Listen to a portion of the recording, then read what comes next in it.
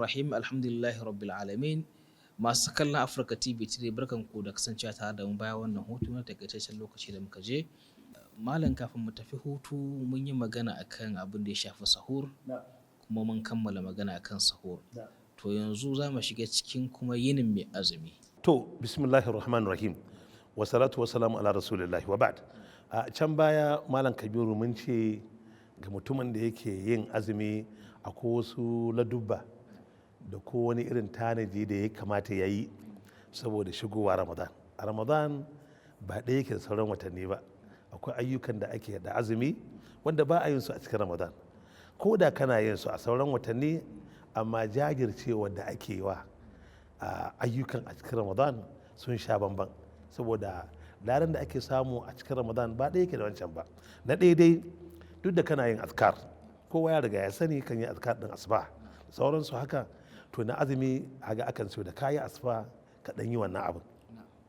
Bayan kayi wannan, daga cikin yinin da ya kamata ka ɗiba a cikin yininka tilawa alkur'ani ta da muhimmanci, don shi alkur'ani akan sa mashi kamar watan shi Ramadan kamar shahrul qur'an mubarak ne. To ko da kana da dan sakarci a da ko lalaci a da, to ya kamata ka sanya timetable ɗinka a rubuce akwai karatun qur'ani.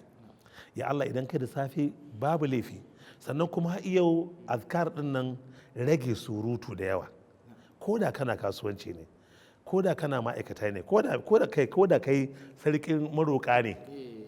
a rage baki. Ma'ana ana son bakinka ya saba da kamewa, shine asumt. Malamai da yawa suna yawaita watan shiru ne don kada gobe kiyama a tambaye su a samu maganganun sun yawa da yawa. Yace kamar Rabi' bin Husayn, kaga tabi'i ne, ɗalibin Abdullahi dan Abbas ne. Yace abin da yasa baya magana, yace saboda me, yace yana tsoron kada gobe kiyama maganganu su yi mai yawa ne,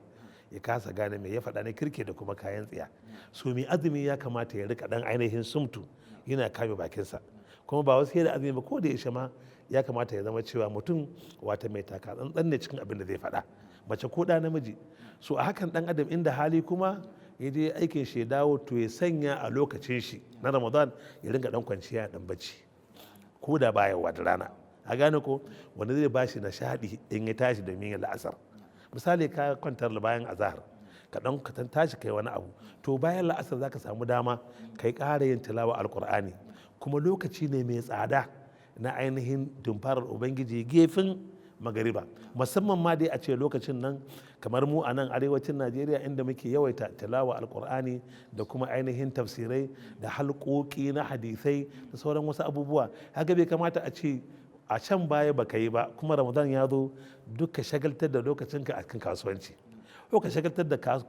al'amarinka ainihin akan ainihin zuwa wajen aiki, ko kuma a'a mace da mutum tun safe take fara girki,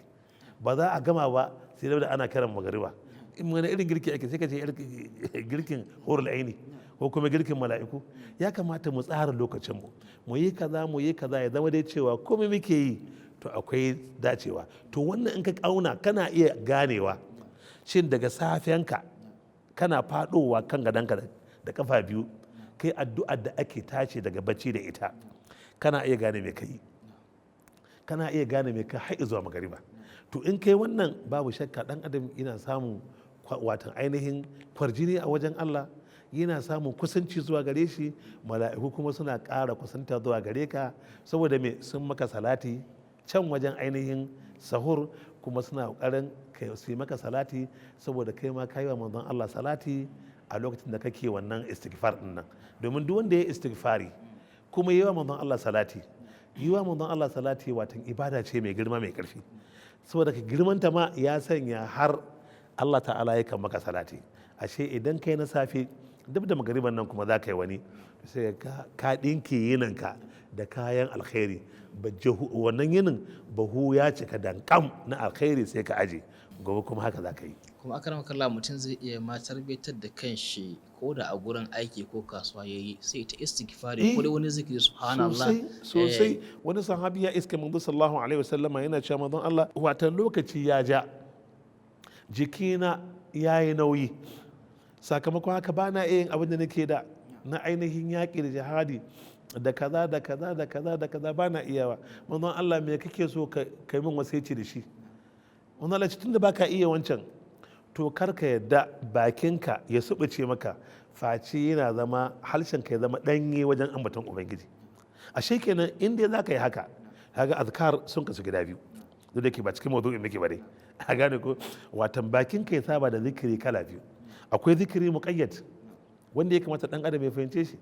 Shi zikiri muqayyad shine zikirin da ake shiga masallaci, watan shiga ban daki, fitowa daga masallaci, kasuwa, duk wannan muqayyad ne. Ga yanda ake yin shi kuma ga lokacin da ake yin shi. Ga kuma zikiri ma'ana mutlaq,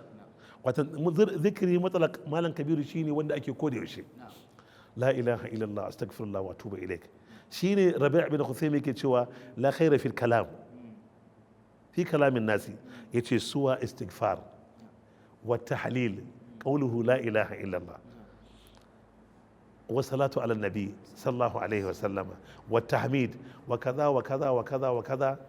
Yace sannan kuma da yawaita bincike akan al'amarin fiqhun addini. To wannan sune alkhairi da ya kamata mutum ya shiga da shi. Ashe idan ka samu dama kana wannan,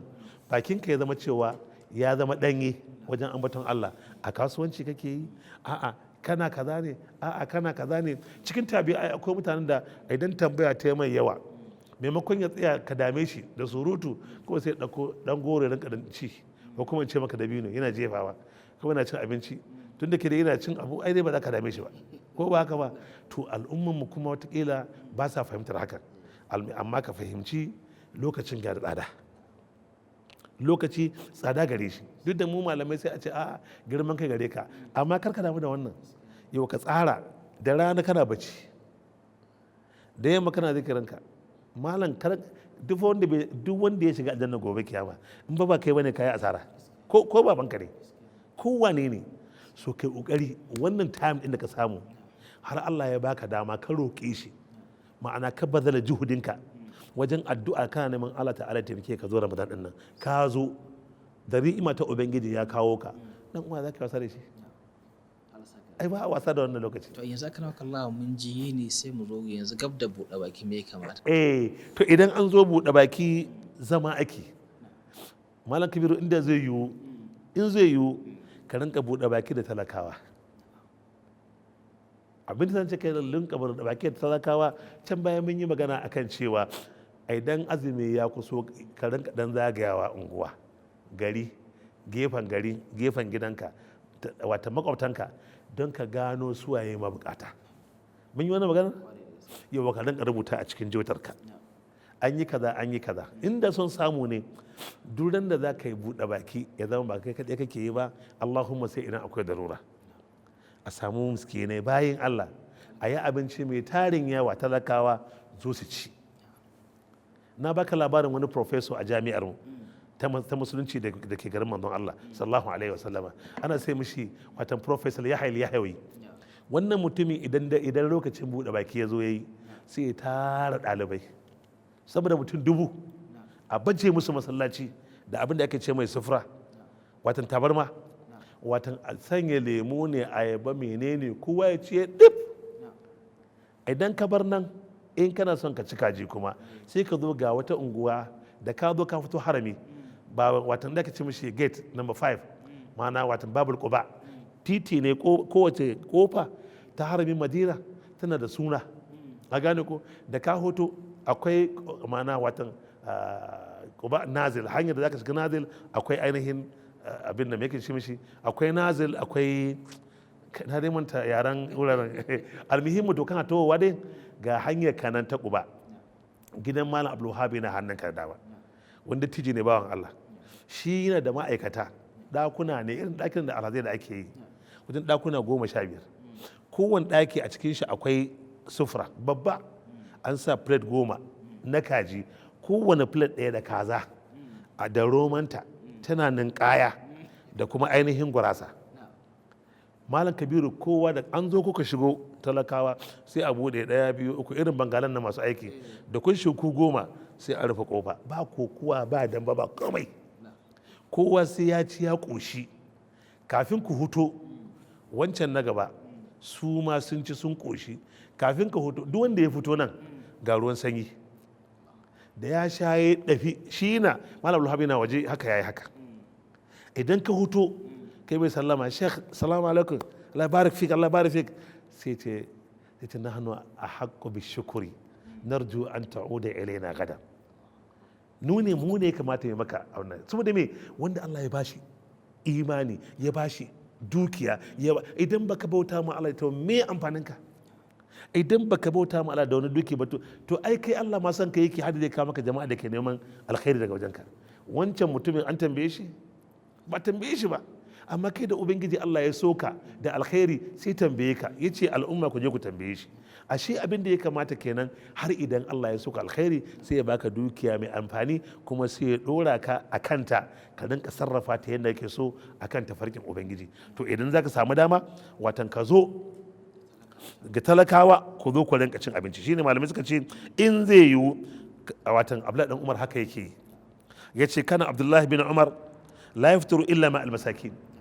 Abdullahi dan Umar baya cin abinci shi kadai dan neman ruwa tare mutane yake ku zo mu ci kuma da fa iyaye ma ka suke wallahi malam Kabiru da za ga iyaye da wahala ka iske mutum magidanci yana cin abin shi kadai a gida a kofar gida yake nema wannan yazo kai a kowanne sani layin su wallahi dan gidanku bai abinci ba inda ka shigo layin za a yi maka bismillah fadal kaga da macin yunwa ke ji ai ba za ka tsallaka ta yi ba sai ka ce bismillah ya ka tsuguna kuma ko da wancan mutumin abincin shi bai zo da wuri ba za a ci abinci idan ba a yi ba zai ci abinci idan ma abincin ba daɗi zai ci mai daɗi ya koma gida kaga akwai alkhairi haɗakan nan ba ƙaramin alkhairi ba ne saboda haka idan suka zo yana cewa a zo a ci fa idza mana'ahu ahlahu anhum lam yata'ayyas ko kuma yace ya ta'ayyash tilka laila idan har iyali suka ce mishi a'a yau baka da komai ka yi haƙuri kaza to shi a daren ba zai buɗe baki ba zai ci abinci ba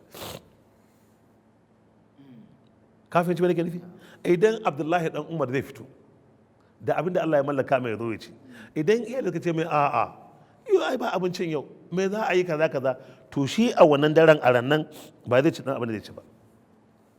wannan magana ga cikin a cikin Taif na ainihin ma'arif wata idan ka lura da wani kaga wani abu ne koyarwa ake yi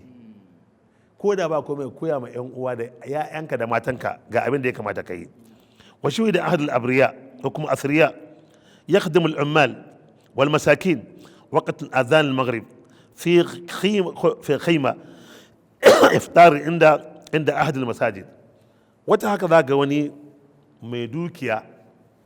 wata rana yana ma al'umma irin wannan abu hidima yake yi wata mai dukiya ya kamata ya maka hidima ba kai talaka mai hidima ba wajen neman al'amarin addinin Allah wata mai kuɗi ya kamata ya maka ya ɗauko ce ungo wannan yi kaza malam zauna nan ɗauki sun ishe ka bari jin ƙaro maka ba wai a'a ni ina kwanci haka ba sai dai ya kawo ka aje min la ya ɗan uwa kai ne mai nema yanzu ba shi bane yake nema lokacin da Allah ke sakowa cewa yake hal min sa'ilin yanzu nema yake akwai mai neman taimako a bashi wancan kai ma yanzu kana neman a taimake ka su da ya kamata kai ma ka zo ka tsaya a taimaka maka din to Allah saka ne akan kallahu lokaci ya mana halin da zamu dakata a nan sai shiri na gaba masu sauraro kallon Africa TV 3 zamu dakata a nan sai a tare mu a shiri na gaba domin ci gaba daga inda muka tsaya kafin na lokacin muke cewa subhanakallahumma wa bihamdik nashhadu an la ilaha illa anta nastaghfiruka wa natubu ilaik assalamu alaikum wa rahmatullahi wa barakatuh